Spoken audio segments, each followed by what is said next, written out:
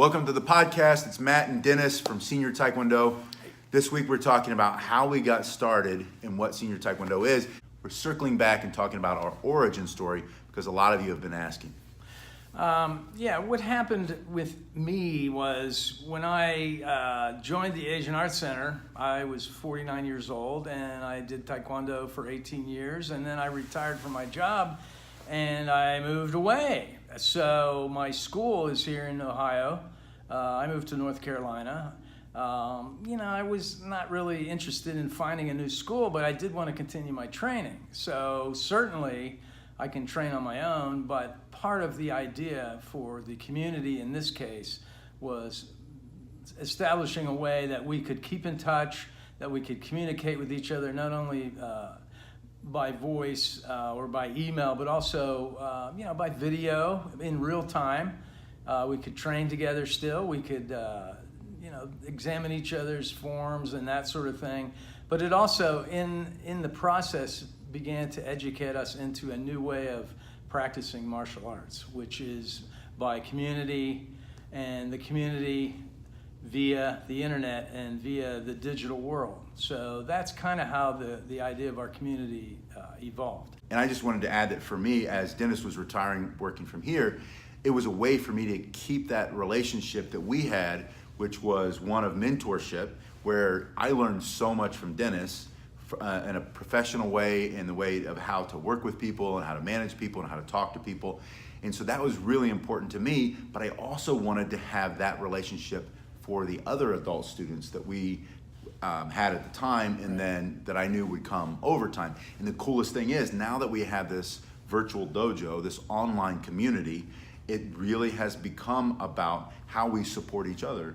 And we're all doing the same thing. I think I say honestly, and I know I'm not Dennis is a little bit older than me, but I don't feel that much older than I did 20 years ago.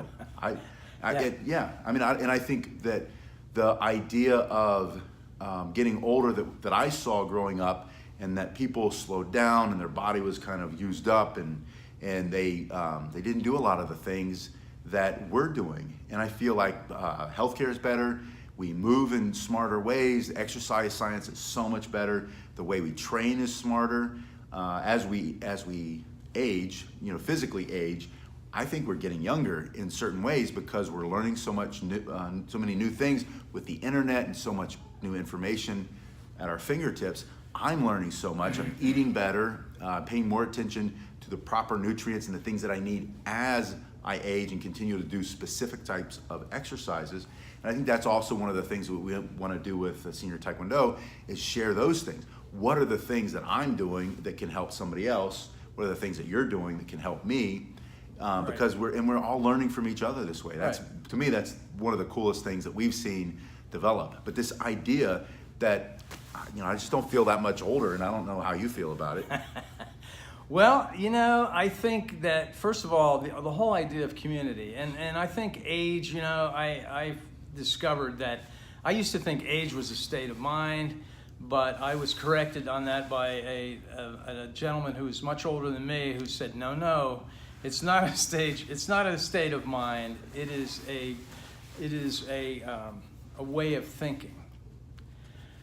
Because as you get older, I think it's inevitable that, you have more aches and pains. I mean, that's what happens. It's entropy, But the whole idea of the community is that you can not only continue to bring along people who are in the same age category, the same physical health category, the same capabilities that you have.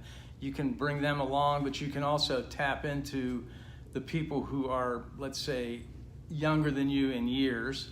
It brings vital thinking into the mix. It brings perspective into the mix, and it brings wisdom into the mix, and it can come from either end of the spectrum. But the idea, again, of community is that you are able to maintain contact and you're able to continue to grow in that knowledge. And some of it is the physical. And I think it's helpful, I know it's helpful to me, to have models that I can watch, the models that I can listen to, and models who are as old as I am in years, because I think we have a unique perspective that you can't get unless you live the years and pay your dues. So, you know, that's part of it. But there's a lot of energy in people who are a little younger. There's a lot of encouragement in people who are a little younger. And I enjoy going to, let's say, kickboxing class where everybody in there is younger than me. And they kind of, you know, they understand why I'm there. They enjoy having me there. I bring something extra to the class. We are a community now. And so this whole idea of community, I think, is really essential to the whole senior Taekwondo concept.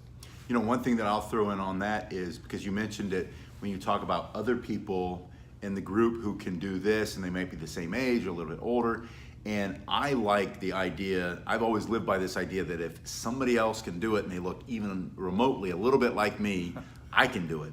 Even if they don't look anything like me, Right. Somebody else can do it, then I can do it. And I think that's so powerful, Oh, yeah. because we see it now in this new digital age, in video and in pictures. And so it's not just hearing about somebody who might be able to do something, and can I do that, and whatever. But when you actually see with your own eyes, you watch somebody doing something and you realize they're the same age, maybe, and they could even be 20, 30 years older, but because they have the right thinking, which is what you said, the right thinking allows them to go for it, allows them to learn and grow and try. And if they can try, I can try. And that, to me, that's very powerful. Right. And I think the gateway, you know, there's a lot of different possible gateways into this continual growth and this continual expansion of consciousness and wisdom and this expanding curiosity. You know, there's a lot of gateways into that, martial arts being one of them. And, you know, I think it's helpful for us to make sure that people understand that by having martial arts as our gateway, it doesn't necessarily restrict people to what some of the preconceived notions about martial arts are. You know, martial arts can be adapted to a number of situations in terms of age, in terms of social circumstances, in terms of physical location, in terms of physical capabilities. You know, there's such a vast possibility there that I think, you know, that the idea of martial arts community is a melding of those two. We don't want people to not consider becoming part of the community because they're afraid of martial arts or they have some preconceived notion about martial arts that we can dispel with some exposure to the people who are in and part of our community. Yeah, and even to the extent that they don't even have to ever do martial arts, which is to say that, you know, you might be attracted to the idea of not slowing down, not having to take no for an answer, not having to limit yourself as you mature and learn new things. You can still learn new things. Your body can still improve. You can still learn to eat better. You can sleep better. You can move better. You can get better balance, better mobility at every age. And I think that you don't have to necessarily do martial arts to find value in what we're talking about. Now, that might not happen wholesale, might not be a big group of people, but I know for a fact that there are some people who I know won't do martial arts and aren't doing martial arts or have ever done martial arts, but are part of the group or watching what we're doing because they find that the message is so powerful, and in their own life, they don't have an interest in martial art, but they have something else that they want to try, that they want to do. And so our example says, yes, go for it, try it, do it. You can do anything as long as you find good coaching and a good support group, and you don't allow yourself to be limited by anybody else's opinion, because that's a big part of it. Right. What will other people think? Or, you know, what are my preconceived notions about something? And I think that that's really important too. Right. So I will amend my earlier observation. You know, even though we don't have to amend anything. Well, even though that's why there are two of us. I know. Even though I was reminded that age is not a state of mind, I would say that martial arts is a state of mind. And that is the state of mind that we're talking about. And that is amenable to, as I mentioned previously, all physical capabilities, mental capabilities, economic capabilities. There's always a way that you can practice the message and you can grow through martial arts. And we're kind of redefining the whole term martial arts, I think. We're in the process of that right now. Yeah. You know, It's not just for children. It's not just for And it anybody. never was for children originally. This is what's so funny. Get is out of here, children. No, there's so much value in the martial arts, but what a lot of the kids are doing now is not martial arts. A lot of the things that I see in the schools, game playing, a lot of positive reinforcement, that's all good. Focus, discipline, the things that we teach, that's all important, it's all good. But blocking, punching, kicking, getting out of the way, defending yourself, learning how to fight, learning how to move, that's not necessarily what kids are learning in all schools. Now, a lot of schools do still teach that, but it is much, much more challenging from a physical perspective to teach kids the values of martial arts, the things that we're doing, and then society, especially here in the West, has changed so much, and there's so much fear and misunderstanding about what we do, and we've become less and less physical overall. When I started, classes were 5, 6. You went to class 5 or 6 days a week, and it was a couple of hours at a time, and there was a lot of physical contact, and there was very little room for not paying attention and no focus. But all the students were older, or in my case, looked older and were bigger. Yeah. Now I have parents. I just taught a class, just got out of there, and I had 3 3-year-old kids in there. Now, I am not teaching, and I'll be the first to say this, I'm not teaching them martial arts in the respect that it was taught to me as a kid. Yes, they're paying attention, and I'm better at it, I think, than almost anybody. I can get them to pay attention. I can help them understand how to do that at school. These are all great byproducts. We talk about putting your hands up, saying stop, use your words, get out of the way. We even talk about blocking and all these other things. But to be learning, it's just not the same. It's not martial arts in many respects.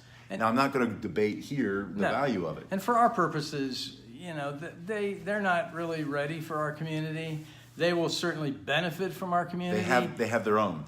They have their own community, which, you know. And they're going to grow up like this with all this stuff. Anyway. They're taken care of.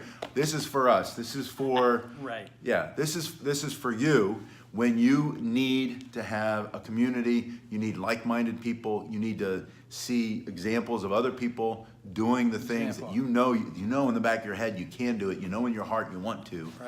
We're giving you permission. Well, this is us giving you permission. Our mission, to a large degree, is to teach by example. But teaching by example is hundreds of times more effective than telling people what to do, what not to do. Don't do this, do that.